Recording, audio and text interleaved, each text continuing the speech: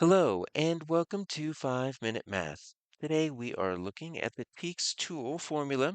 We are working with area and perimeter with a problem related to TEKS 4.5D, and we will solve it in 5 minutes or less. If you haven't done so already, please go ahead and take a moment to pause the video, work this problem out on your own, unpause it, and we will look at our answers together. So we've got a garden. It is made up of two rectangles. We're looking for the area.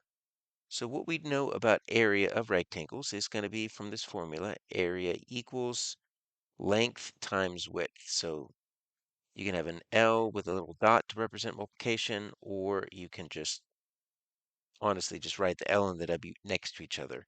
Whenever you have two letters that stand for values next to each other, there's no operation, it's going to be a multiplication. But this isn't a rectangle. This is a weird looking shape. It's got 6 sides. It's technically a hexagon, but what we can use is we can use something called the additive property of area that lets us know that if we can break this down into squares or rectangles, and we can find the area of those squares or rectangles, and as long as they don't overlap and they're next to each other, they're adjacent, then the total area will just be the sum of all the smaller rectangles. So let's see, one way that we could break this up, and I want to show us multiple ways here. If I were to draw a line right here, you see that I've got two different sides here now. I've got 11 and a 6, but this makes its own separate rectangle. So I could say that this tiny rectangle right here is going to be, let's call that 11 times 6.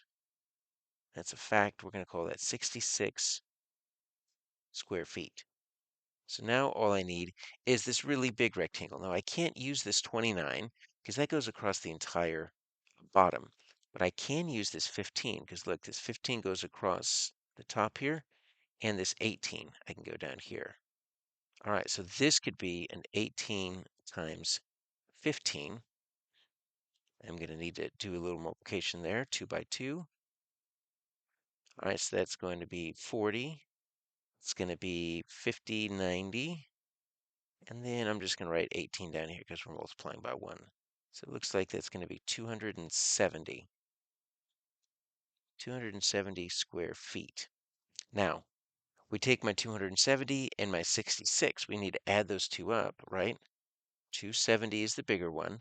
66 is the smaller one.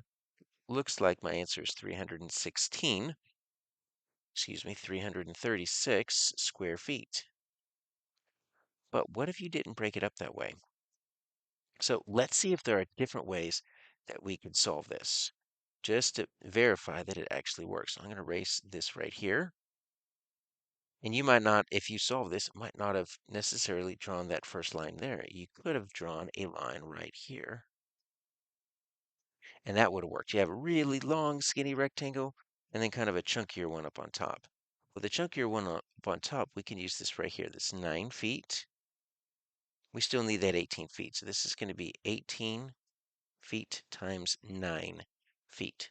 So let's figure out what that is. 18 times 9, that's going to be 72.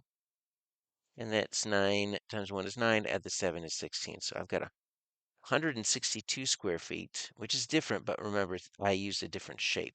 Cut it a little bit. Now I've got this really long one. It's 29 by 6. So 29 by 6. Let's see what that is. So 29 times 6, that's going to be 54. 6 times 2 is 12. Add the 5 is 17. So I've got 174. Now, if I add the 174 and the 162, I should get the same thing, the 336. So let's see if I do. 162, 174. That's going to be 6, 3. Look at that, 336. So you could do it that way. You could also, if you really want to, break this up into 3 rectangles. So you're going to keep this top one as 162 square feet, but you're going to take this bottom one and you're going to break it up into 2 smaller ones, the 108 and the 66. And if you add this all together, that's what you're still going to get, 336. So any way you cut this garden up, you're going to get 336 square feet B.